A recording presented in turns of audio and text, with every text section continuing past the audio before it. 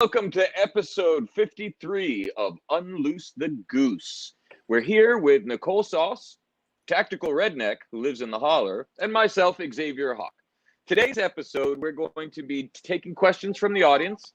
We're going to be discussing some of the current events that are taking place in the world around us, especially here in the United States, as it relates to the biomedical police state that's rapidly unfolding around us, and what's going on around the world in regards to this, and what are some ways that we as individuals, you as audience members in your various professions, can address it, move with it tactically, understand your trajectory through this, and how to best find your way out of it on the other side, and what that looks like from an agorist perspective.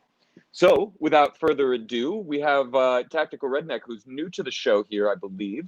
Would you like to introduce yourself? So I'm the Tactical Redneck. I live about 30 yards that way. So I kind of usually watch this live from the other side of the wall. There you go. So what's it like living in the holler over there? Is Nicole really the benevolent dictator that we all think she is? No. It's star-spangled awesome. I mean, it's a good way to describe it. I've got a wonderful view. We've got lots of wonderful animals and lots of really, really, really, really good food because most of it comes from here. Yeah. And so in terms of your food consumption, what would you say the percentage is like 70, 80% of the food that you're eating and consuming grown there? I don't know for vegetable wise, meat wise. I mean, for me, because I get some other stuff, but there's a cow that comes from the local area. All of the chicken and stuff that we've been eating here is all stuff that we grew out. Nice. We've got pigs that are growing out right now. But aside from that, I mean, really the only meat that I've bought from the store recently was bacon and sausage and some like deli ham. Yeah, this is the thing. We're kind of living, we're neighbors, right? He lives next door. I have two more neighbors that live next door. And so different ones of us are on different scales of how peeled back from the system we are. Yeah. And so he'll still buy vegetables at the store. I rarely buy a vegetable at the store. I bought cilantro because it's not cilantro season right now. And other than that, I would say I'm at about 80, which is a lot. And but I count really like nearby farms count for me. I buy stuff from nearby farms. Same. Right. That makes sense. That's a good. That's actually a good qualifier there. It's like if you're buying from your neighborhood, or your local community, does that really count as, consumption out in the greater market? No, that's really awesome. And in terms of your guys' level of preparedness, let's say they do say forced mandates, forced vaccines, all of that bullshit that seems to be happening. How well prepared, which is apropos to this discussion, how well prepared are you to just sort of like, mythologically close the gates off and be like, good luck out there? Like, how well would you guys be able to sustain, and how uncomfortable would it be for you? Pretty easy because we've already done it. I mean, me personally, when COVID first started, I've got a number of people in the medical profession that I can talk to, and I called and was like, hey, CNN's screaming about the new pandemic. It's going to kill the world. And he was like, yeah, this one actually kind of looks like a thing. Yeah. It was like, oh, well, what do I actually need from the store in the near future? What did the store stocked up on a couple of things, and then I didn't really leave here for like 6 weeks. Yeah, I didn't need to. Yeah, right. So I mean, it's kind of a situation. I mean, when you have a freezer full of food and you're growing a lot of your own stuff, I mean, at the time, I just sold my aquaponics system that I had at the time, but it was like, if I want fresh greens, I walk out the back door. Yeah, that's right. So it's maybe not. Go ahead, Nicole. I was going to say, I think it's geographically comfortable. If you're comfortable foraging and living off the land, stuff grows in this area that doesn't, I mean, like the diversity of vegetative stuff I can just get from the woods. Yeah. is awesome. And so it wouldn't, I mean, it's more comfortable being able to exist in society. I will say that. There's my biggest issue would be the visiting of the family, but my family's in California.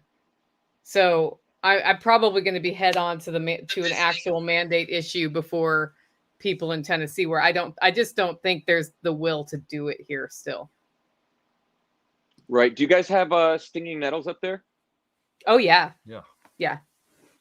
That's awesome, and it grows plentifully. I know on our farm in Western North Carolina, it grew everywhere. Like at one point we were eating the chickens, eating the eggs and the Yeah. nettles, and pretty much that was like we had eggs and or nettles like every day at least, right?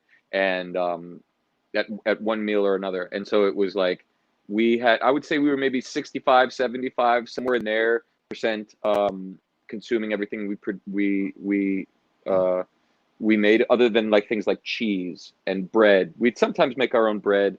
We experimented with some of the crops that were growing there to see if we could make bread out of them.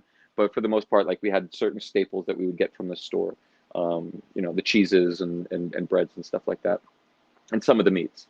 We like buffalo. But yeah, it's like, I guess the real test was, during the pandemic, how often did you guys have to go to the store, or did you go to the store at all? We didn't need to go to the store at all. Yeah. That's incredible. Yeah, actually, 'cause I took that as a battle cry for how can I just not need the store? And and so now I do use the store, but my goal is to get it to an annual purchase at this point, where once a year I buy everything. Like I'm still using commercial laundry detergent or whatever, and Right. and what's happened this year is I just document what I'm using and guess how much I need. Next year I'll know how much I need. That's a good point too. Like I've experimented making my own toothpaste, making my own deodorant, and that's what I use. But I haven't experimented with making my own shampoo. I mean, I've gone with Castile soap, but it's sort of like, makes the hair kind of like oily or whatever. And then the other thing is like laundry detergent. Like, I don't know how yet to make laundry detergent. Have you guys ever experimented with that? I made laundry detergent for a while. I also had very hard water, and I find that the commercial detergents that are liquid work better. And I haven't cracked the liquid detergent. Not like I've made it according to the recipes, and I still end up with solid matter in the detergent, which then sticks to the outsides of my drain pipes, which clogs my pipes. And that's a hard water interaction. I do have a water softener now, so that may change that calculus. This is just curious for me. What is hard water? It's Like, water with actual minerals metals in it, like iron and calcium. Yeah, and I don't. Yeah. That's good for you, right? But right. But it's pipes don't like it too much. Nor do cars, evidently, because our neighbor's sprinklers go off, and it goes on the side of my truck, and it's leaving like this filmy residue on the windows and on the doors. And I'm like, oh snap. Yeah. And as far as beauty products, that's something like if I had to do without commercial toothpaste or shampoo, I can, but I like some things that are commercially produced better. It's like if I can use it, I'm going to use it. So here's an interesting factoid on deodorant. The one thing I tried years and years to find a deodorant that I could buy that would work, and nothing really, really worked. And then I came across a random recipe with baking soda and coconut oil, and then with some sort of thickening agent. Like I use arrowroot, right? Okay. Use cornstarch, but I use arrowroot, and it's like equal parts of each of those, and it makes this really amazing. You can't like roll it on. You kind of scoop it on your finger and then rub it around, right? Yeah. But it lasts for days, and it like is unscented. I mean, I smell like coconut oil, but other than that, it's unscented, and it's incredible. And then like did the same thing with toothpaste. Literally, it's the same recipe. You just add things like turmeric or even cocoa powder if you want a chocolate toothpaste, that kind of thing. So it's just coconut oil and baking soda, right? Yeah. but I haven't found something good for the hair. So I'm just thinking like this is sort of just, we're talking about preparedness for anybody who's showing up right now. We're talking about preparedness in the face of such things as mask mandates, and or not even mask mandates, but like mask. yeah, I can just take this right here and do that, right? yeah, the jab mandates, let's say, Yeah. right? And that's Yeah. sort of like a looming thing that a lot of people are dealing with. In some parts of the world, like Pakistan, you can't get a job if you don't get the jab. Yeah. In Australia, you now have to have an app that checks in on you every so often, and you have to take a picture, and it has to be in geotagged in your home to Holy know that you're crap. on house arrest. That's legit, like a legit thing. And I'm just wondering, where's the breaking point? And when that breaking point pops, what does that do? A, to the social contract, B, to the supply chain, right? C, to government, the state, police, all of this. And when something like that happens, that creates more chaos than I think people are prepared for, insofar as that other people will step in and say, oh no, Trump's really the leader, or oh no, Biden's running, and then you'll have that, but then you'll have other groups like those crazy guys, the Not Fucking Around Club that showed up in Atlanta marching down the streets, right? They were like black militants, like, we're going to take the capital of their state. So then you have weird shit like that. And in that, like, okay, so there will be supply lines. I mean, even in rural, but fuck Afghanistan, they've got people bringing goods and services, but it's just not what we would expect from a Western civilization standpoint of consistency. So this discussion is kind of instigated by what's going on around us, but also in regards to like, how prepared are you for personal hygiene, and then food production, communications. And so we're using the holler and where Nicole lives right now as sort of an example, so that we can have a discussion around that, and sort of bring all of the listeners. If you have questions or comments in the chat, whether it's YouTube or Odyssey Equipment, all caps, and we'll see if we can address them in the course of this discussion. Cool? Yeah, somebody on Odyssey says, I'm glad to have a non-Google operating system on my phone. So I've said this for years, right? The future that I see in the short term is a lot like Star Trek, where they go back in time to the guy who created the first warp drive, and the plot, whatever, the setting is what concerned me. And it was that there was this high technology. People had phones, people had guns, people had electricity produced locally on their own microgrids, but like a large percentage of the population was gone, and there were factions. There was no superpowers, there was no United States to speak of. And that's something that I could see taking place, right? Where we have this sort of technocratic dystopia that's being built online with tracing and phone tracing and all of that. Meanwhile, a breakdown of the actual grid and civilization, right? Slowly, it sort of seems to be happening more and more, and like the United States is slid further into third world status than I ever thought it could. So well, and then people are making the choice to walk away from modern convenience, right? So totally. I think about the Amish who, in practice, stay away from anything that's reliant on the grid or a bigger government structure, right? So no power grid, but some communities allow solar chargers and batteries because you're generating your own and it's independent. I start really relating with the Amish in the last couple of years in that regard, as I look at, if I don't have power, I don't have water. Well, I do. I have water powered by my legs going down a big hill with a bucket and picking it up and walking up the big hill, right? Right. Wherein if I had one of those pumps, the old-fashioned mechanical pumps, I could pump water up. And you start looking at those things and thinking, wow, if some of the localized mandates were to come in, and it was, what they've done in California during the lockdowns, right, was shut off power and water to places. Well, I got my own water here, so that doesn't matter, but they could shut off power and internet here. Those are my two things, right? Yep. How resilient are you all on power? Not Like, do you very. have We can run generators fireplaces? and that sort of thing. I don't have solar panels or anything or water Mhm. hydro. I don't have self-generating power. I don't have wood-based power. Yeah, a lot of So the farms and houses up next to our property, they have wood-based heating yeah. systems, like a little Yeah, I have burner that. outside with a pipe underneath. Yeah. Well, I have a wood Okay. stove in the house. So like Yeah. when power goes out in an ice storm here, it's just like put a cast iron skillet on the stove, which is already on, keeping me warm, and that is my heat anyway, so it's no change for me. Yeah. And like last year we had that ice storm, we were talking about it. People were calling, "Oh my gosh, are you okay?" I'm like, "Yeah, it's just darker in here right now, and my Yeah. water isn't running." And propane stoves. We ran propane Yeah. stoves. Yeah. Yeah. We literally had dinner in a crock pot when the power went out during the ice storm, dumped it into an enameled Dutch oven, and set it on the wood stove to finish cooking. And I was like, why don't I always do that? There's no point running the That's power from the great. crock pot. Right, right.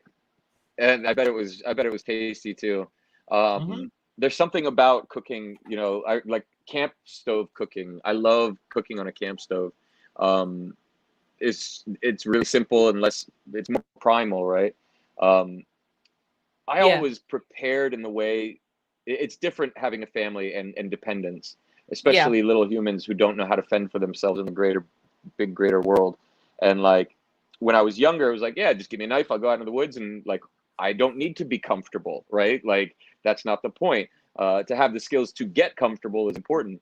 But now it's like, oh, well, we need to have consistent meals and we need to have consistent hygiene and rhythms and all of these other things that we Yeah. just sort of had, growing up as Gen Xers. And so I think about, like, as amazing as this sounds, like I think about also people their age and community, right? Like to lessen the traumatic impact of such a thing on their Yeah. lives, you know? Yeah. So I mean, if with mandates go in, I'm still not getting it, is the thing. And the cool a thing lot of about the people, US is that they can't just federally say, I don't think it's gonna fly for them to federally say mandate. It's gotta come from, oh, you can't go into grocery stores now because the grocery stores are enforcing it. Or we're right? seeing this whole wave through the jobs and people are sticking it out till they get fired. And you're talking about this too. There's lawsuits already on the books about this whole issue. Yeah, I don't think that they have the mandate from the people to allow such a thing. And if they really did push it, and I think it's more of like a war of attrition, right? Where they're going to Right. do, like you said, okay, now it's the restaurants, now it's the job, now it's you can't go to the Yeah. hospital unless you have, and they're just going to remove the social services that we've all taken services, right? That we've taken for granted, like freedom, commerce, the ability Yeah. to travel freely until people like it's like, oh, okay, now it's like almost determining where everybody's line in the sand is. Oh, well, I need to go and travel interstate to do business, or I need to go and travel internationally to do business, so I'm gonna Yeah. just bite the bullet and get it. But I think those people that are willing to give up their human dignity and sovereignty for those treats in the rat maze are like literally handing over their humanity card. um, but then the other side of that, right, is like Bill Burr said it the other day in some like skit. He's like, he was asked by one of the late night hosts, "What do you think about the conspiracy that the vaccines are, a depopulation agenda?" And he's like, "I'm all for it. Like, give it to me." And he's like, "I'm all for conspiracies, a good conspiracy, but this one just doesn't make sense. What the idea is that they're going to depopulate the world using the vaccine, but all those people who are getting the vaccine are what they call the sheeple, who they want to Right. stick around so they can do their shit for them. And so why would they kill them off?" He's like, "If anything, it's more about they're going to release a more strong variant and kill off the people that they don't want, us, Yeah. people who think for ourselves." So there's those two sides of it, but I kind of feel like I would rather take my chances with my own immune system and the herbs that I know how to brew. And I think that there are a lot of people with varying degrees of knowledge on how to combat this Yeah. who don't want their genetics fucked with. Yeah. Well, and it's And funny. I shared with you a note from a doctor, right? From a doctor who listens to us, who said, Yeah. I'm not ready to say F you to the system Right. personally, and maybe doesn't feel as brave to just kind of do more of the opting out like we're doing here. But he's like, every time I can write a prescription for ivermectin, I do. Every time, and notes about Yep. not wearing masks, and there needs to be people like us doing this in the system. And it was a valid point. Everybody has their comfort level and their risk level. I don't intend to live like a hermit long term, and if something in society forces us to be more hermit like, I think it's temporary, because people are already standing up now. I've heard of parents Yeah, I think storming more and more. schools, and this is Yep. people are just over it. Yeah. I could see it getting to. So my biggest problem with agorism, and when I first started on this podcast with you guys, is like, okay, yeah, let's just ignore the state. Well, it's like at some point they're going to be at your door, and by that time it's too late. So we, like, even back then, if you remember, I'm like, we need to organize and build something else.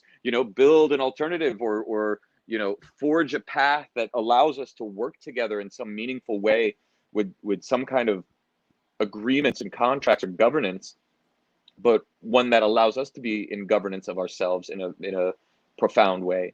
And because it really looks like it's going to get to the point where it's going to be at everybody's door, and by that point it's just you, and in this case you and your holler, versus whoever rolls up, right, and however many Humvees or tanks or whatever it is, being like, this is a real pandemic now, people are really dying, and forcing inoculations.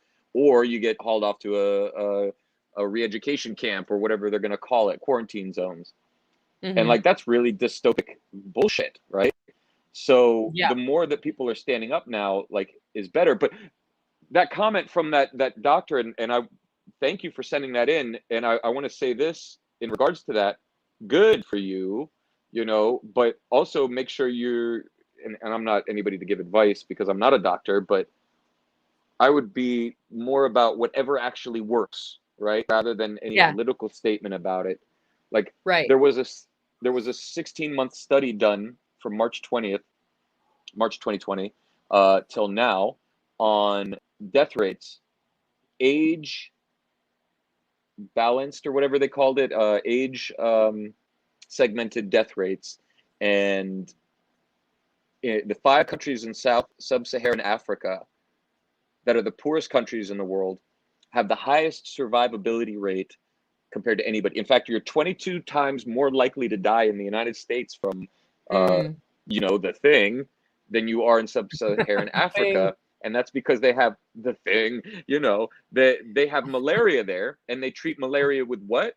Hydroxychloroquine. So, right. Yeah. So, like, whether it's ivermectin, Regeneron, hydroxychloroquine, there are, like, literally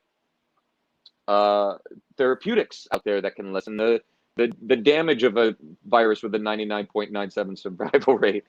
So, oh man, I hope we don't get banned. It doesn't matter. We're on Odyssey, Okay, good. This is actually, what's this streaming on? This is streaming on my LFTN Odyssey and the Goose Odyssey. And then it's also streaming on the Goose YouTube, which eventually will get banned on that. We already know that. So, yeah.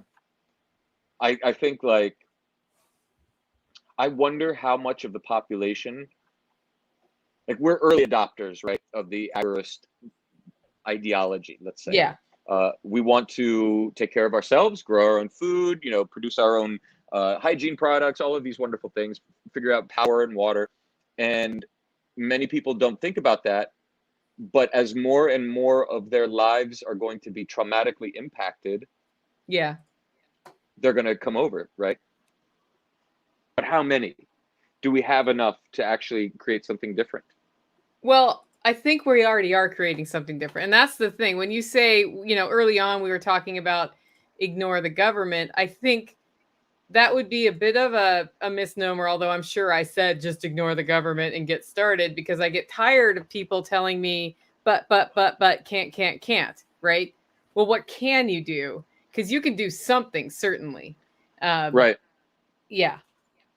So it's I think it's more, when I think about agorism, it's about how do we operate around the government, even though it's there, because unfortunately it is there at the moment. And we're not going to do a lot to just, I mean, like if the government went away tomorrow, another government would be there. I think just the Right. social will of people is that they think they need one. They think they need one. Yep. And somebody will come in and fill that void. And I don't think that, so if a mandate comes around and people are going to like literally pick up their guns at that point, and I'm not suggesting they do that or promoting violence in any way. I'm just saying, you know, I read the tea leaves and I look and I say, there's enough of a sentiment that I could see that happening in pockets. And then depending upon what happens to those people, it'll either spread or everybody will be cowed in fear. And if it's so terrible what happens to them that other people are incited to stand up and do something and say, you can't do that to us, the way that we retreated and lost Afghanistan and really just lost our status as a superpower in those moments, what's left of that power will be exerted domestically, right? We've retracted from so many different stations around the world that the colossal fuck up, I don't know if what would happen here would be treated as such a colossal fuck up. I think they would actually, like, there would be division within the ranks to some large degree. And I don't know. I don't know enough about military culture and military mentality at this time to know if there are enough people that there would be literally like a breaking in the branches, right? Like, would they enforce what they're doing, like in Australia, for instance? Fly over helicopter runs to enforce their Americans in their own homes. Like, could you see that happening? I don't think we have the will for that in the military. I mean, you're military. What do you think? So my experience in the military was there is kind of a split between, we'll just say, left and right. Okay. In the military. I mean, I've talked to some people that were very pro gun control in the military, but at the same time, a lot of those guys, I think if you were like, go fire on American citizens, they're going to be like, no. But at the same time, you know, you take National Guard from, say, New York State and send them down to, say, Louisiana in, you know, post Hurricane Katrina. That's kind of a different story. So I think it really depends on the situation, and where you kind of will really start to get into more of a gray area with the military is regular U.S. Army versus National Guard. Yeah. I also don't see people like us being on their list. Somebody said this in a comment, like, this, you know, puts a target on our back. I actually don't think so. I think we're actually level-headed individuals who don't go playing stupid games and trying to win stupid prizes in the streets at like a anti-mask rally, you know, where somebody just got shot today. You know, it's like I have no interest in being in those things. You have no interest. Like, those are the people, and then the people who swarm, you know, and who like deep rednecks, you know, who like don't give a fuck and they'll throw the beer at you and, like, you know, just get in a fight without even thinking, you know, or deep in the hood or whatever. It's like there's people, like, we have a big IQ curve in the country, and I think that the people who are rowdy to begin with would probably become the first targets of such a operation, if there ever is an operation like that. But what happens, whether there is an operation or not like that, is our supply chain gets fucked up, right? Yeah. Like what's happening in Australia. Like, it's not being reported on the news, but I know people who are there and who are showing, you know, pictures and video of their grocery stores, and there's nothing because they're showing pictures of the truckers. But that's not being told, that it's not in the mass consciousness that that's really happening, except through the social media networks and like the rumor mill, really. Unless you can see a video or hear somebody's firsthand experience, you question, right? So how do you plan on getting viable intel on what's going on if your internet goes down, for instance? The hard way. in worst case, there has been discussion of carrier pigeons. I'm not kidding. In key hubs of communication. So the way I see this working is the holler is a hub. We have other hubs in our sort of most trusted networks. And what needs to happen is it needs to expand out. This is why I actually love John Bush's Freedom Cells, is because you can kind of tap into that whole organization structure. But if it looks like, I mean, like right now, I have to travel from here to the next hub to get a message.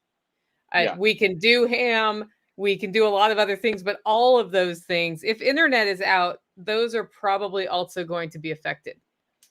And that's the thing that, ham is a good backup, but it's not the only backup. And if the internet is out, what a bunch of our techie people in the neighborhood, or not neighborhood, but in the network are going to try to do is figure out how to set up our own internet. Mesh network. Yeah, well, so we have mesh. The mesh network doesn't go as far as it needs to do. I guess is what I'll say. But that I think is only going to be solved if it becomes a problem. I don't think anybody's going to build a US-wide mesh network that is somehow endurable just because. I wonder if the Helium network is good for that. Have you heard of Helium crypto? Nope. So they're using radio frequencies.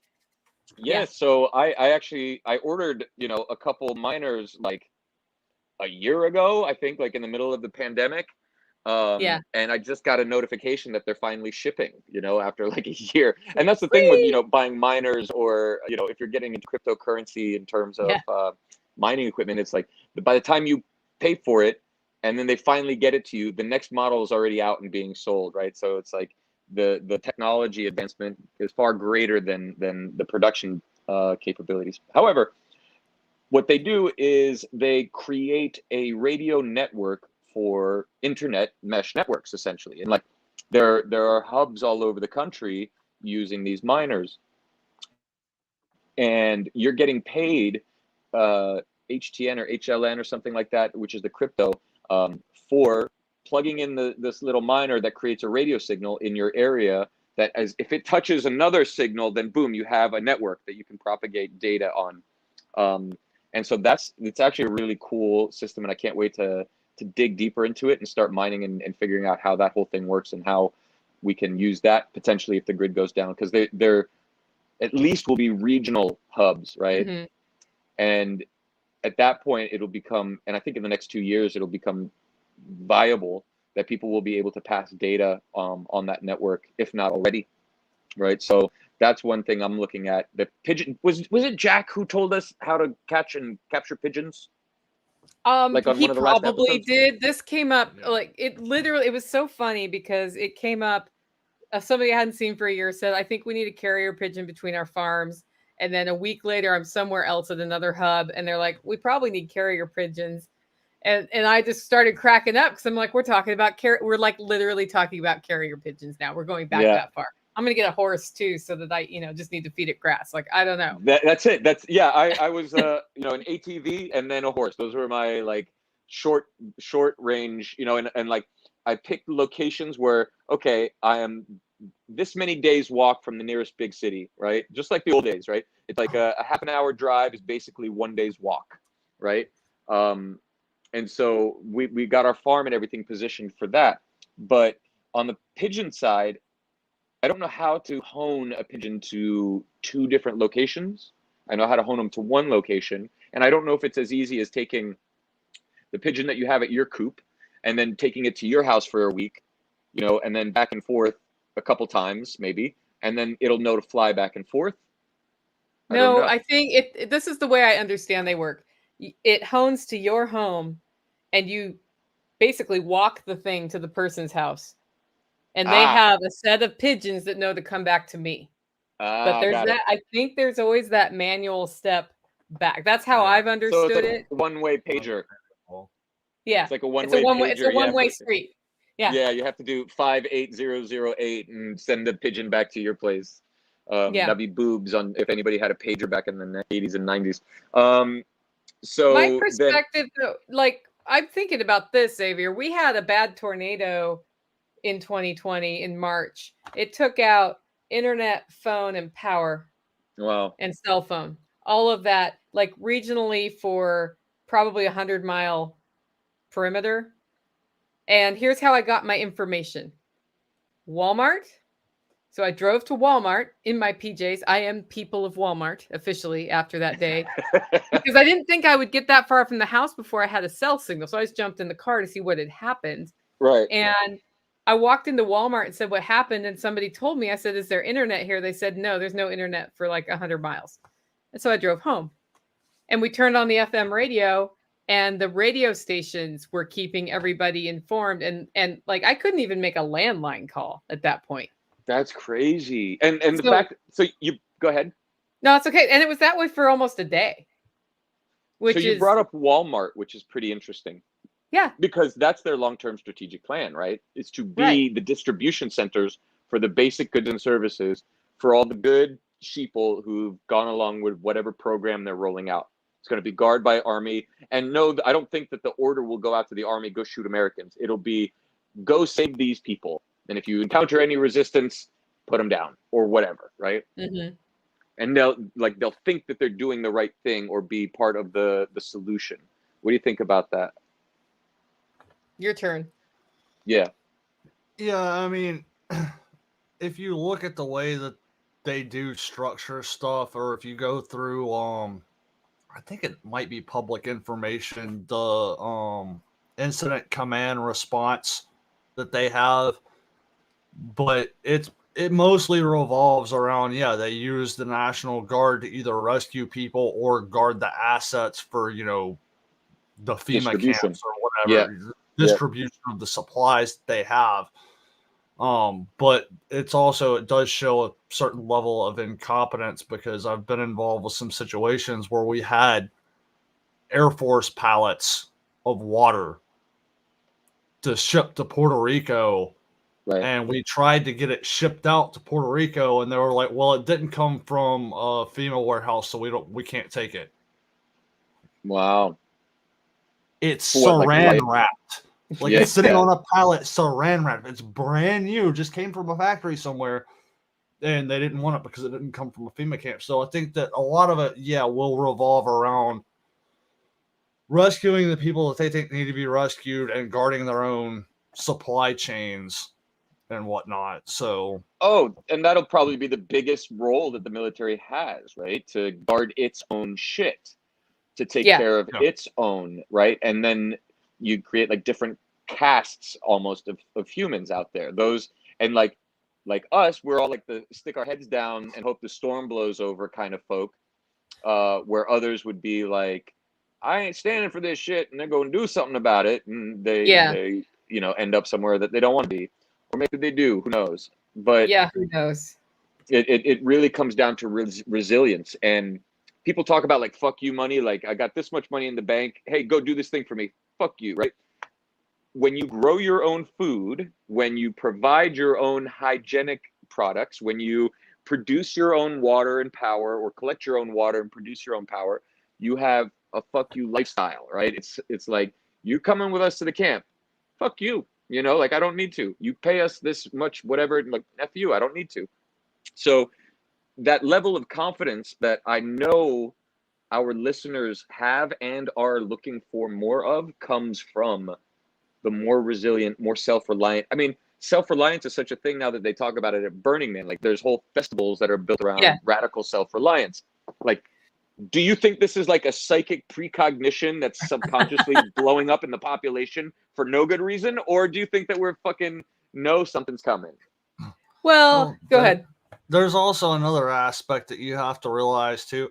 Don't underestimate the arrogance of the government, because they're under the assumption that everybody wants to come to their FEMA camp. I don't know about that. I don't. Well, I mean, seriously, point taken, right? They're really incompetent. He's right. Yep. When you look at it, they just assume that, somebody's going to take care of them. Well, they assume that, we're going to set up this FEMA camp, and then everybody will come in and get the supplies, and then they'll go back to their house. They don't really pay attention to the people like us that are like, Yeah, a hurricane just rolled through, putting off, an ice storm and tornadoes with sharks flying through it, and I'm just gonna chill at the house. Have my coffee. Yeah. Have you guys heard anything from Louisiana lately? I work with the CAC team. I help them kind of do outreach when there are disasters. I used to help them dispatch, but it's just not fitting for me in my life right now to do that. But they have been bringing supplies to people in flooded areas. So very cool. Out of Louisiana, there was a lot of damage, and what they do, it's Citizens Assisting Citizens is the organization, and it's this crazy idea where I'm a person and I have something and I have the ability to help you, so I'm going to bring it to you and give it to you. And they raise money. They can make $10,000 go further than probably $50,000 that the Red Cross gets, maybe $100,000. And it's like literally, I remember in Harvey, we rolled up on an old folks home that hadn't had power or water, and they were about to start drinking out of this polluted fountain that flood water had been through because they were that thirsty. Ooh. With a pallet of water, and the more elderly are frail, they should not be drinking Giardia water. Creek water, but right. You're going to drink Giardia water rather than no water if you're that thirsty. And, we had they have stories like that coming out of Louisiana now where, it was just the last chance and then they were able to deliver stuff. So so that's where I have hope, Xavier, is that stuff is what I see happening.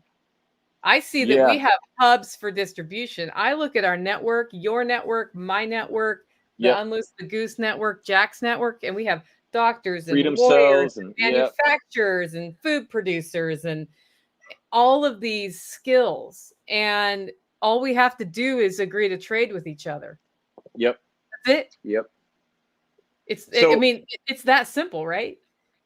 Yeah, there's these conflicting sides. Okay, so number one, CAC, Citizens Assisting Citizens, I think was birthed back in 2010 or 2011 when I was on. I ran a search and rescue company, right? It was me and my buddy, and we went and got all the training, search and rescue.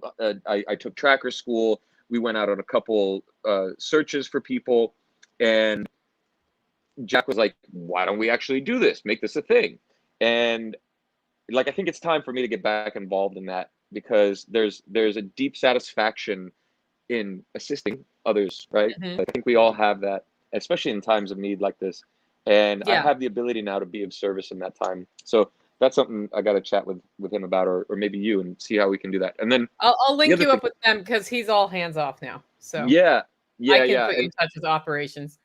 That would be awesome. And then we should institutionalize freedom cells like in the Unloose the Goose, TSP, Firon, all of these different networks, and even have them represented on Firon as well. Like we can get everybody communicating, or at least like a directory. The problem is how do you secure that? Because then it becomes easily hackable and easily boom, there's your terrorist cell network. You know what I mean? So it's like, fuck, like that's literally the only reason I've been like, but it's important. We need to create a network of communications, or at least like people that we can rely on or count on, find out who's ham radio operators so that we can communicate in the case of, and all for educational purposes and just on the outside chance that things really go bad, right? Hopefully we'd never need that. But if things do go bad, like they're not going to be bad forever. That's the other thing. True. Very good point. And they're not going to be bad for everyone, right? Because there is, like, as horrible as this sounds, there are people, like we have a lot of people, right? Not unmanageable. Like we can manage that. We can manage the resources properly if we could, right? But there are people who are just not useful in any way, shape, or form. According to the military, for instance, like if you have an IQ below a certain amount, like they won't bring you onto the military because you literally are counterproductive to anything that they try to do. So the fact is like when times are good, we have the ability to take care of in some way, shape, or form those people so they have some kind of quality of life. But like things are really untenable in the way that they are being run right now. So you've got these bad guys, quote unquote, who are pushing some kind of depopulation agenda, which would probably happen naturally anyway, you Is know? happening naturally. It is Right? happening. As Yep. countries become more prosperous, they shrink. That's the thing. Yep, it's totally true. I think right And now, actually, China's having a population growth problem, as well yeah, as Russia. Russia incentivized their people, like, we'll give you a free refrigerator, I think it was, for every child you produce or something. That was really a program for a minute. I nuts. don't know if it's still going on. Yeah, I know. So I spent a lot of time in Europe and in Germany in particular, and the social program there, you get paid for a certain amount for your kids. And part of that, and then they have, fairly aggressive child care options there, very Hmm. different than here. And that is because they need the population to grow to set a tax base to be able to afford their social services, and it's Hmm. shrinking. And we're there too, but we're not talking about it like that. Right. I find it very interesting that the last stimulus that went through was all about paying people who have kids, basically. It was paying people who have Mm-hmm. kids. And I'm like, gosh, that looks a lot like they're worried about population decline to me. Like, why else would you do that? But they're not talking Yeah. about it that way. Well, that's an interesting bit too, is that we are not treated as responsible citizenry. We're treated as a herd to be managed and maintained, and that's what governments do. But it seems to me that with the complicit education and willful cooperation and incentivization of the population, we could get a lot more done a lot quicker and more efficiently, right? And when Yeah. they treat everybody like second class creatures, like they have these plans, but they don't tell everybody about the plans, right? That's duplicitous and dark. And I think like we live in a period of time where everybody's duplicitous and deceitful. They post pictures of themselves that are not really themselves. They have filters and stuff. They puff themselves up. Oh, look at my fancy car, my this or my that, and lead completely different lives online than what they are in real life. Yeah. Well, So and then that like incites people to emotional response, which is part of how we're manipulated. the degeneration of culture. Yeah. I mean, it's been interesting. I've seen the propaganda machine for many years, probably since I think I first became aware that what I was reading in the news was propaganda about 1994. And since like the ramp up in the last 2 years of how obviously propagandized our communications are about what's going on Yeah. is insane, and that people still don't see it at this point. I'm back to that, when you first discover libertarianism and you're like, this is the best thing ever, and you go out and you evangelize about it, and nobody gets it, and they argue with you and you think you're crazy. Right. That's Right. where I am with the propaganda. I'm like, well, I just want to smack somebody, like I want to hit you because you don't get it. I just want to smack you upside your head because it's so blatantly, it's like so over the top obvious. I don't understand how you cannot see it, but they can't see it. I think that's what's happening too, right? Every new crazy fucking thing that happens is a whole new squad of people being like, wait a minute, this might not actually be good, and so there's more and more people squatting up onto the ranks, and they're just like figuring things out for the first time, and they're like, what do you mean the government's not here to help? And then two days later they're like, Antarctica's real, aliens exist, like they just go, and it's like, we gotta sort of keep it on we the got timeline, my chill on that a friends. little bit. Yeah. Yeah, exactly. Oh goodness. I think ways that me personally and our family, like we have preparedness solutions, let's say, right? We have like the basics of food storage, water, purification, with a lot of different backups, right? And what I Hmm. sort of do is I think about it, worst case scenario, prepare for that. And then once that's kind of handled, then like, okay, better case scenario. Now, like we're getting, luxury items for the survival situation, right?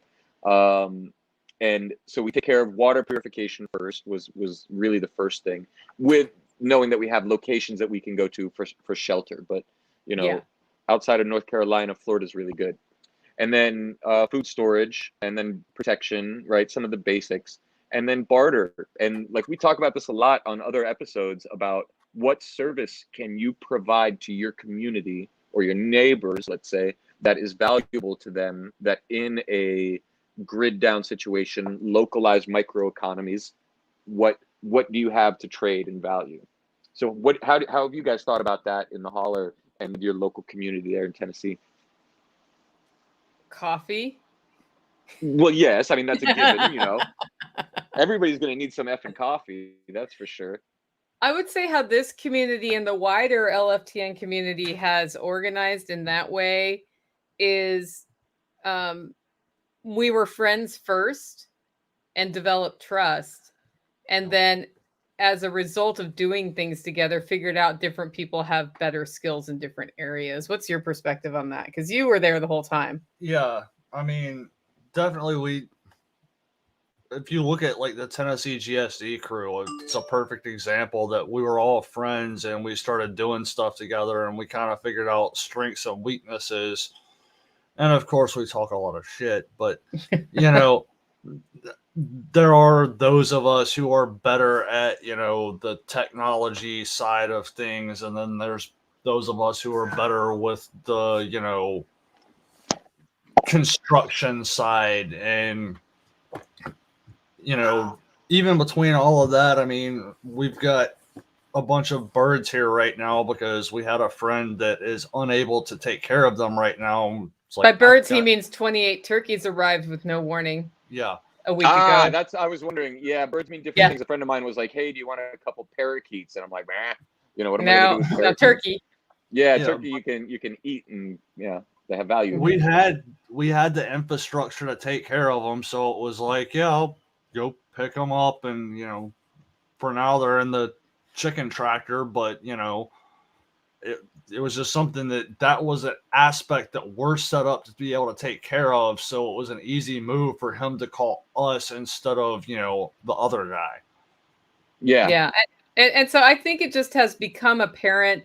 The thing that I like to say is if you are a doer and if you hang out with doers, that part will work itself out. Mm-hmm. It's when you allow a taker to stay in your midst. And I don't mean like somebody who's having a bad day and needs a pat on the back. I mean somebody who's consistently sucking and vampiring off your community. That person needs to go. Yeah. And if you're really, that's what I worry about most. I'm like, vampires out, vampires out, vampires out. And if everybody else is a doer, they will figure it out. And you don't really need a command center at that point. And that's how agorism can work, right? Totally. That's literally agorism in action. It's when you have those takers and the empowering of the taker, and then the taker gets into power. They want a structure to stay in power, and that's where you. Huh? Yeah, no, I didn't mean to cut you off. That's okay. I was basically done anyway. I think John's got a really great idea in the Freedom Cells with the groups of 8, right? Because you can come to consensus really well. We've, you know, talked about that in our model as well. And like, how do you do that in communities? How many people are in the holler community? The immediate holler is just 4 families. So maybe 8. Yeah, and then so less than 8. There was 1, 2, 3. It's so you guys come to decisions 6. Pretty quick. Everybody's like, yeah, I got you. Yeah, we have our. I mean, like any group, like we have our moments. Right. But then we have immediate, very close friends in the network who flow through here all the time. Yeah, but like less than 8 core who are like every day kind of. Yeah, that makes sense. And that's really good. And then let's say you get more people, then, you know, it bifurcates 2 groups of 8, and you've got a squad or whatever of 16. That makes sense. In terms of, I saw here a comment that says, I've got 90 bottles of wine stashed away, which is like your coffee, right? These are great trade goods. I was talking to somebody about my investment strategies, and I was saying, you know, I'm heavy on crypto, right? I've got real estate, I've got stocks, and then I have, you know, things like gold and silver and you know, buried in various places around the world. And then but also like trade goods like whiskeys, right? Whiskey is great. Tobacco and things like that, like coffees. Those are really great barter items that'll get you if you're missing something in the short term, unless you have Yeah. a renewable supply, then you can do that. I actually don't know where my still is now that I think about it. Uh-oh. Crazy. I know how to Yep. make one, but I don't have one. Well, I actually just got one, like a nice big copper still for my Oh, wife nice. for medicines, right? So she's Yeah. thrilled on that. But who was that crazy guy on TSP a long time ago who was all about the electrical systems and the making your own Oh, that was alcohol Stephen fuel? Harris. Yeah. Steven, yes, I got one of Yeah. his stills a long time ago. Oh yeah, I sold mine. I got one of those, used it 3 times and sold it. Yeah, you didn't like it? Well, I don't hate it, but I can turn a pressure cooker into a still, and it's just one more gadget hanging around. And I don't just make moonshine, right? I make fuel. Right. I don't just make fuel, so Right. I don't need to keep this thing. Yeah. I actually kind of prefer some of these commercial whiskeys that have been aged for a long time. I'm a bourbon person or a Scotch person, and there are some distilleries that do a very good job, much better than I do. And you've also got to figure that some of those things are going to exist. Like big corporations are going to have their resources. They're going to have the rich people are going to be somewhere safe, and so in some ways, like right now where we're at is in one of the most wealthy states in the areas in the world, right? Right. Miami, South Florida, Boca Raton. It's like literally like the best water. It's so clean. Right. And places like that will actually fare really well during a sort of breakdown in law and order. They'll become targets to other areas, but they have so much money and security forces already that it'll actually be safer to be around. It's kind of like being around the city states, way back in the day. I continue to see in our network a lot of fear of what could happen, because what we're seeing really mirrors what happened before Hitler came into power. Yeah. And then shortly after Hitler came into power, and people see what happened in the concentration camps to the Jewish people and to other quote unquote undesirables. And they're worried that will happen here, and that the division is going to be the vaccinated and the unvaccinated. And when I see our folks, our tribe, making decisions from that fear, usually the decisions are bad ones. And that's where we need to get beyond the fear and onto the building, in my opinion. Like whether your reality looks like you're going to copy the Holler Homestead and do as much off-grid stuff, or you're going to be prepared in a different way, finding your community, working with your community, being a doer and active in the community, and finding alternative ways to get what you need is much more important, I think, than being scared of what's coming. Because in a lot of ways, what's coming is going to go as far as the population lets it go. If you've already decided you're not letting it go that far, you've done what you can do, I think. What do you think about that, X? Matrix X right now, by the way. Yeah. I'm having spotty connection. I'm concerned that I see a bunch of different groups in the United States, like Telegram channels and stuff, where people are very well organized and actually doing stuff together. Yeah. I had mentioned the Tori Says show once, and her crew, like they've got organizations in each state, and they get together regularly, and they're doing like litigation and letter writing campaigns. And I think it's really important that whatever way that we can, like the doctor who wrote the letter, it's like, this is my part. This is my part in this whole big fucking story. If this is the only thing I can do, then I'm going to do it.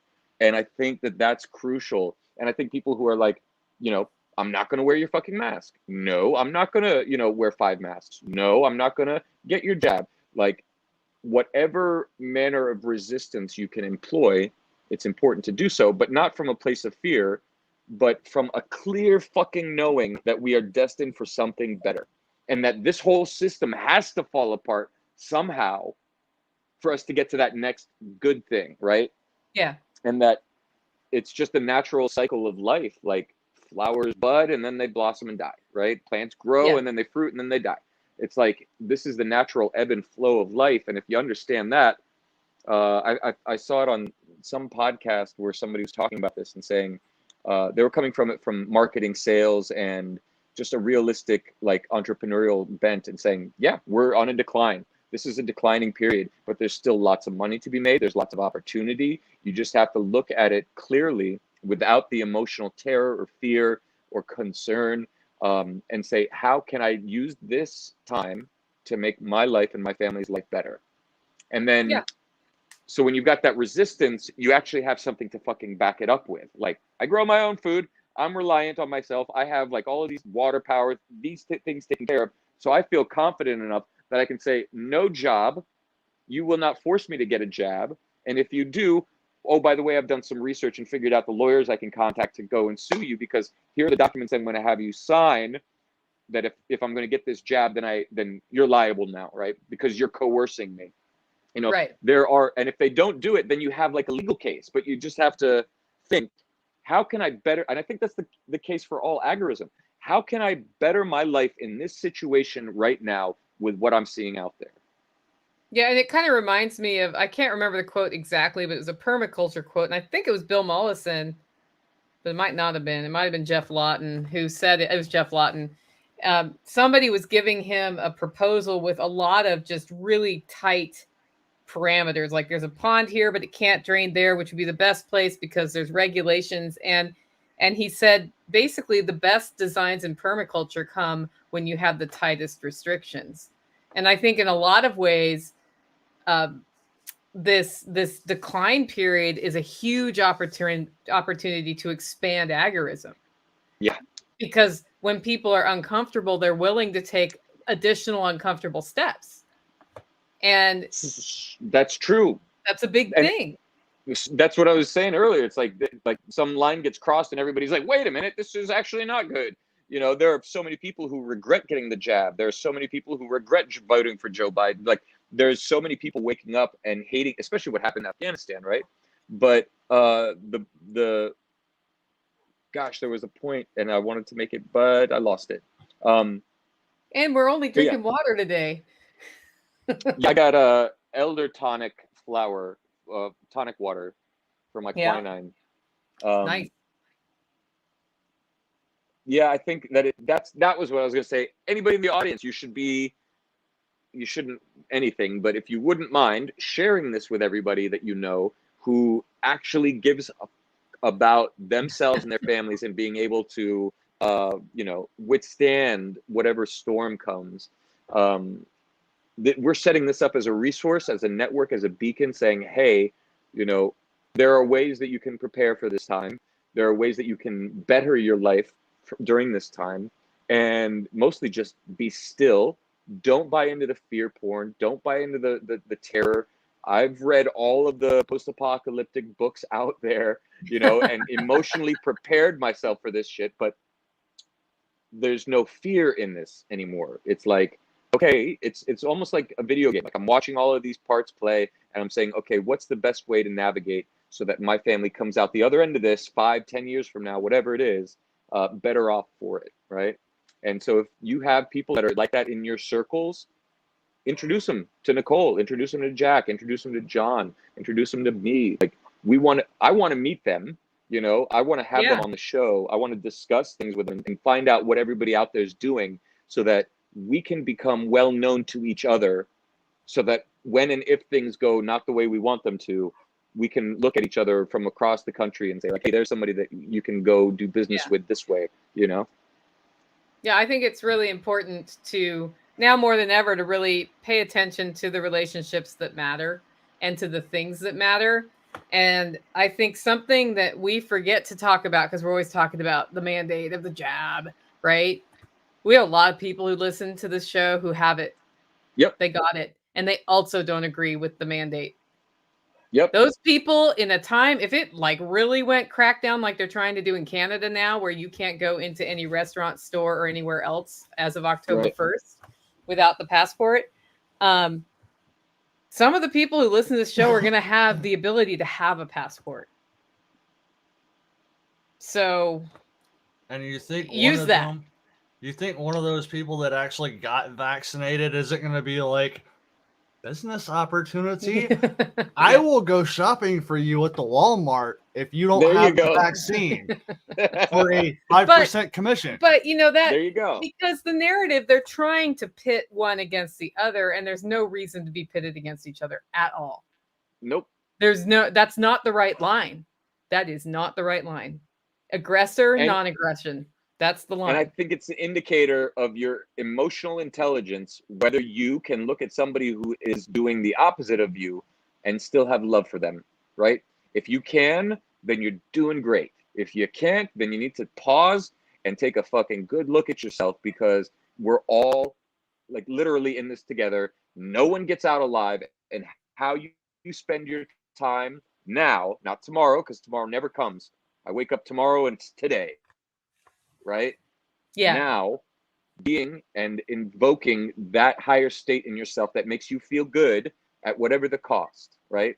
You got to be that guy in the concentration camp in that movie who makes it like a Disneyland for his kids, right? Make the best out of every situation, love thy neighbor, and really support one another, because we all make mistakes. We're big walking bags of jelly have no clue what the fuck's going on half the time, right? If we're lucky, we can figure out how to play in the world as it stands and make do and you know, increase our quality of life for ourselves and our descendants. So I've got nothing but love for people who've been vaccinated. I might even do it myself. I need to travel internationally. Like, what the fuck, right? Right. So I I don't don't know. have If a you stance charter on your that. own plane, it do can't be you a still need political it? thing. That's Yeah, the thing. exactly. Like if I have It a may boat, like literally become, I got wads of cash so I can do what I want. That's I don't kind of know what that I'm it's, looking at. yeah, same here. And I don't know that and I think that's really like a legit sentiment. I think that the people who have, and here's the other bit, if you play this right and you keep, you know, do your resistance now and whatever, but if things get untenable, like, you don't have to go around being like, fuck the system, this and that. Like, you might not even get asked. You know what I mean? Like Yeah. some places you know, like you said, if I roll up on a boat up to the shore, they're gonna check my passport right there, you know. So I think, and that right now, that may depend where you go. If you go to Australia, that might happen. But you know, I was talking to a friend the other day who wanted to come here from out of country, and they were like, I think chartering a jet might work. yep, Literally. yep. And So I thought, you know, you're probably not wrong. Charter a jet yeah, and be here in order to do business, and never mind, restrictions gone. yep. Private There may airports, be nobody's other asking. There's restrictions. no, Yeah. yeah. So it's literally like rules for thee, not for me. So play it Well, it's smart. because rich people can't spread it. Yeah, yeah. You make over a certain amount each year, and Yeah. you're immune. You're immune. Yeah. As near as I can tell. I was having a talk with my friend yesterday. So I'm putting together what I'm calling a Self-Reliance Festival with special Nice. operations equipment. Do you know who that is in Camden, Tennessee? That's John Willis. Oh, I know the name there's- John. Yes, Willis. Yeah, so there's this whole cool network in Camden, Tennessee. John Willis has a company called Special Operations Equipment, and he's having an open house on October 23rd. But right before his open house, we're doing an event that's called Self-Reliance Festival, where people demonstrate practical and tactical skills. So it could be like how to throw a knife, it could be how to make cheese, it can be how to change the oil in your chainsaw. Like all of these different demos will be going on there. And then we're going to have freedom discussions, some like guided salon discussions, people selling their wares. It's going to be a really good time.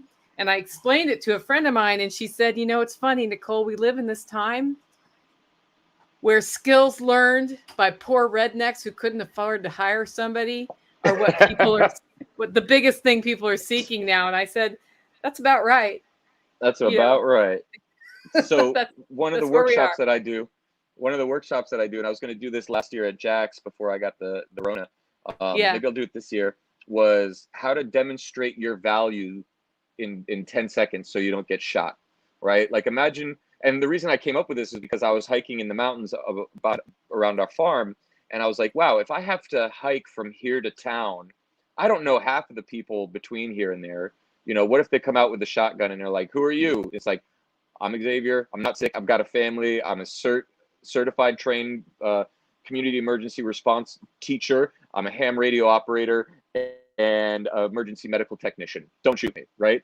And I come with goods and information, right? Like quick elevator pitch of why you should not kill me, right?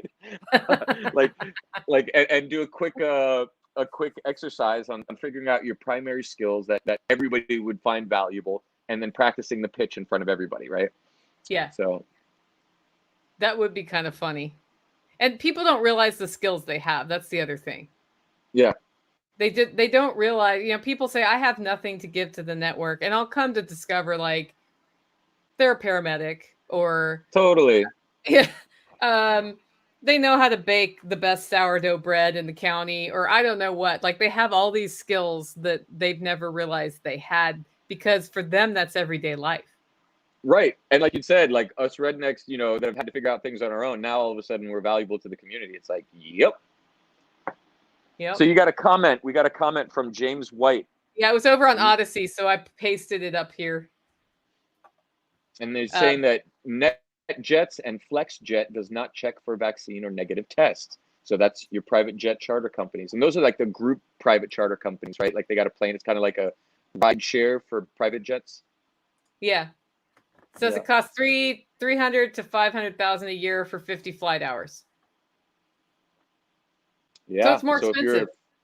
Well, obviously, but if you're a frequent flyer, it makes sense.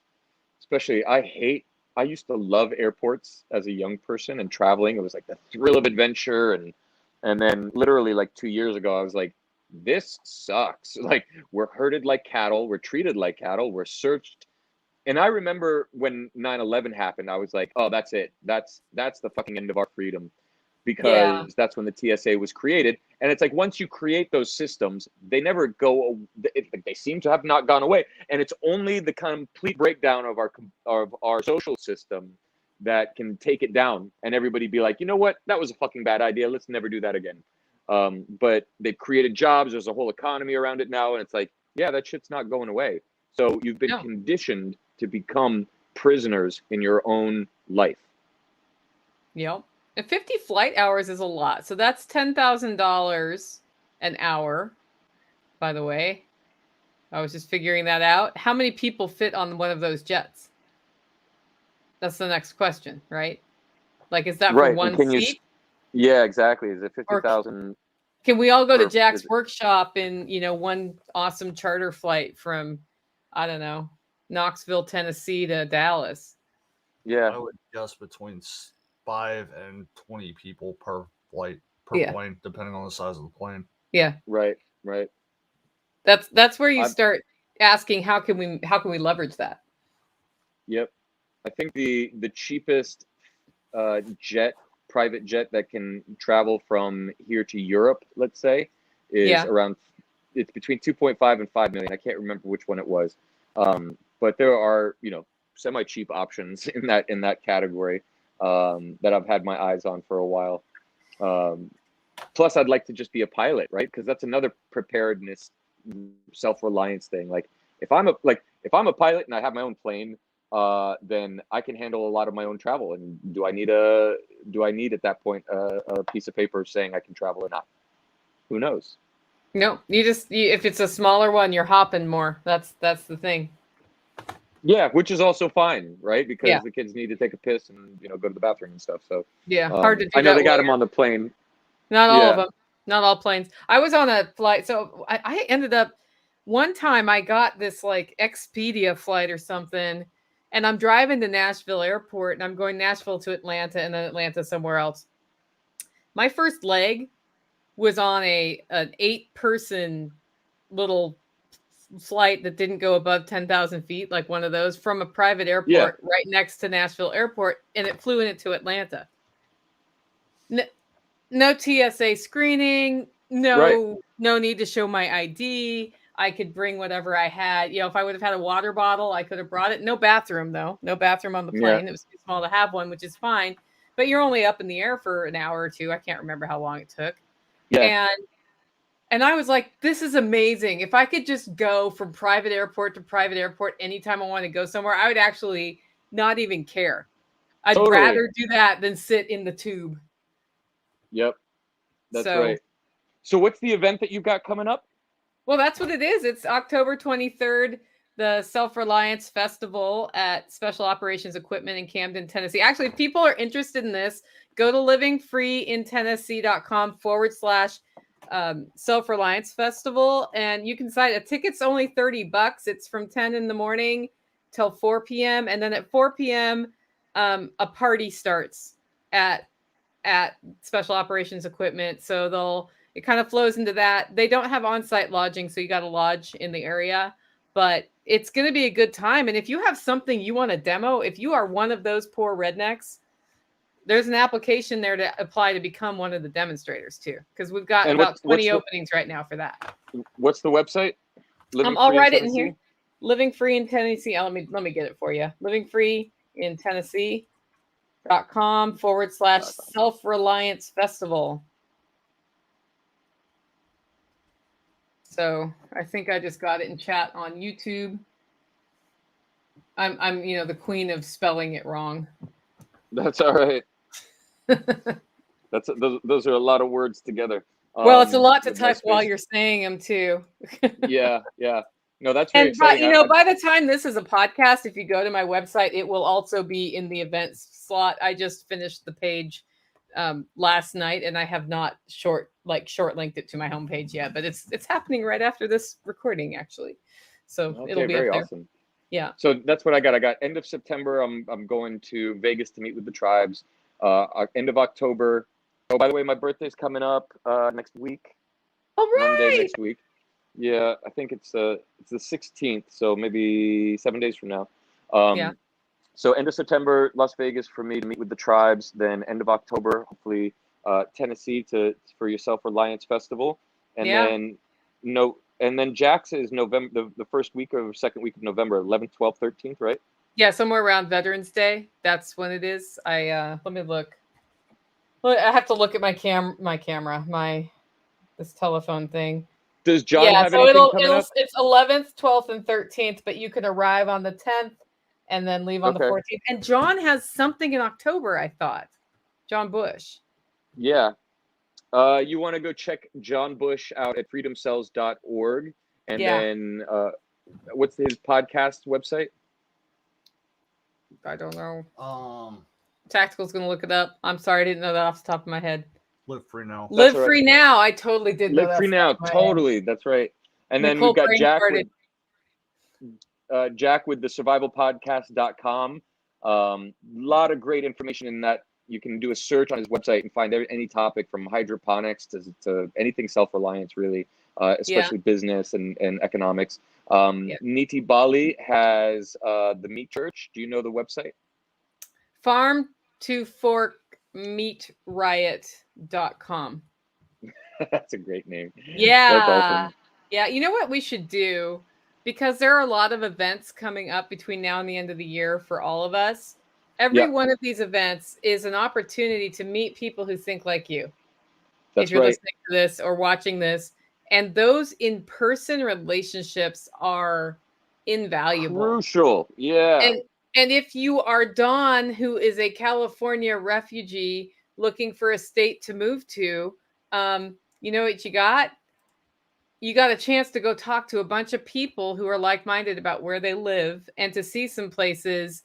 And the experience you will have at a lot of these events is that life went back to normal for 3 days. It's totally true. It's totally true. So Dan, any recommendations on state, county to move to? Texas and Florida and Oklahoma seem to be the most rockinest states, maintaining the Constitution and freedom right now. And each one has its own particularities and drawbacks and boons. So like Nicole said, come check us out. Connect on the Telegram chat at t.me/unloosethegoose. Check out Freedom Cells as well. There's some great community members there. Check out Firon.com, as John likes to say. And our Telegram is t.me/Firon, Phireon. And connect with all of us. Yeah. Share this with your family and your friends or any of the people that you feel might actually give an F about their destiny. Absolutely. I think that's really important to connect in person if you can.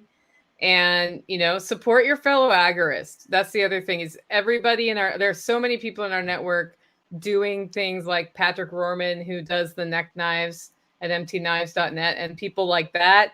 You're going to find as you're talking on all these networks, people do things. John Bush sells kratom and CBD. There's all this stuff that you can just tap into.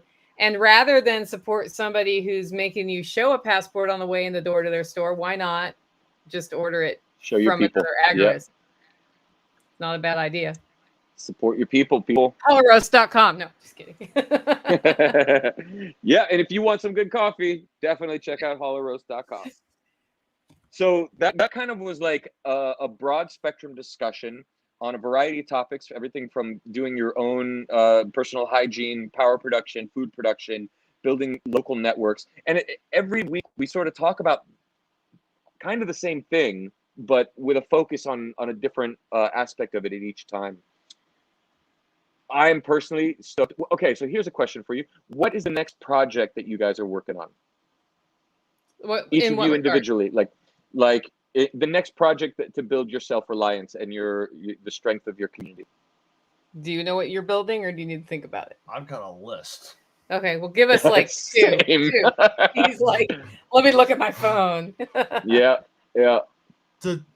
To sum it up in two things, the two big things that I'm working on is expansion of the various different animals that we have. So I'm in the process of building some rabbit tractors, getting ready to start rotating pigs, so forth and so on.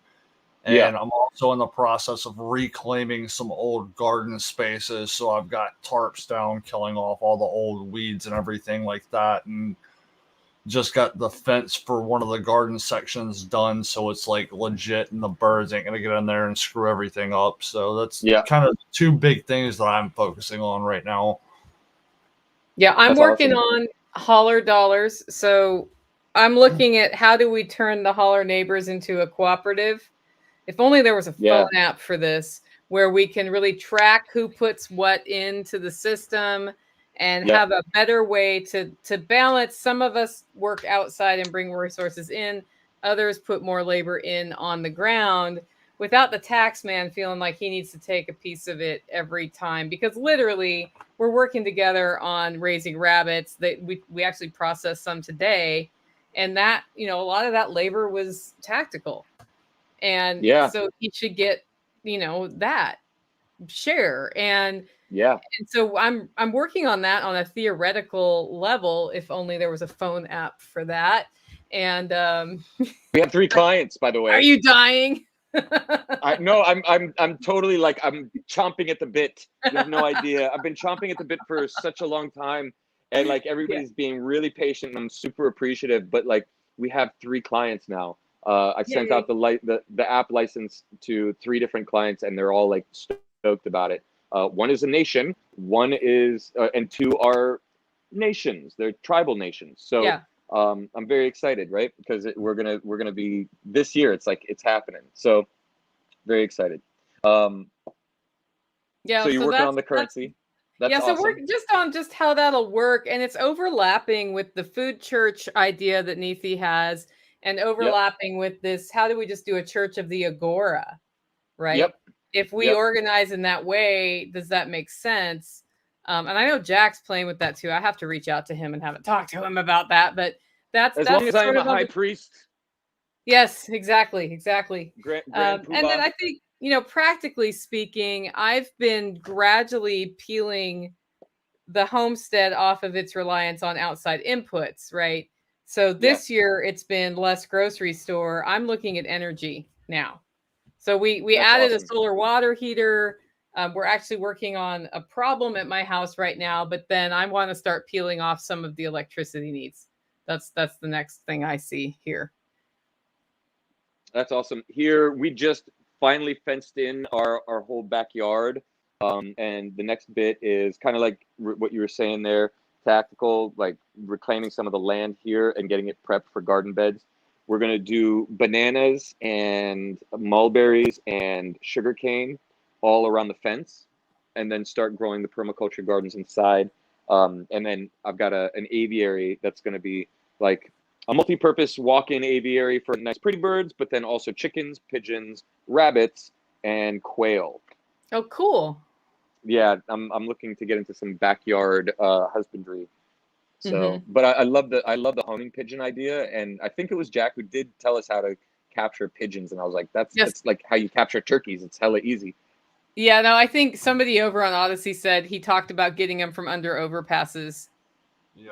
And just doing that. Yep. If you Yeah, can't just putting a box. Oh yeah, you could just go capture them if you can, but like making a box with like a cage on the that's like 4 inches wide, and then yeah, you just go and feed them, get them used to you being there. Take a week yeah, doing that, then go with the box and have it upside down so they can just go in and out. Put the food in there, they get comfortable with that, and then flip it over, and you've got the cage on the top. Now put the food inside, they go in, they can't get out. Boom, you've got your pigeons. yeah. And then you got to train them. Yep, and then you keep them in their coop for like a week and feed them, and then eventually you can open it and they'll keep coming back. Yep. That's So that, that's and then they're trained, I guess. Yep. Well, awesome. This has been a really fun discussion, actually. I think we should figure out a way to. It was easy for me on Zoom to include the community and get people to just join in and Yeah. have a gaggle. What was it? What the What the flock? flock? What the flock Yeah. talk? Yeah. Yeah, I'd like to do that again. Well, we So, can do that. I'll talk to you after this about logistics on that. It takes a little Okay. bit more organization with StreamYard. All right, very cool. Well, thanks Awesome. everybody for being here. There was a great chat in the chat today. Great comments and great ideas. So thank you very much, and God bless. And we'll see you next week.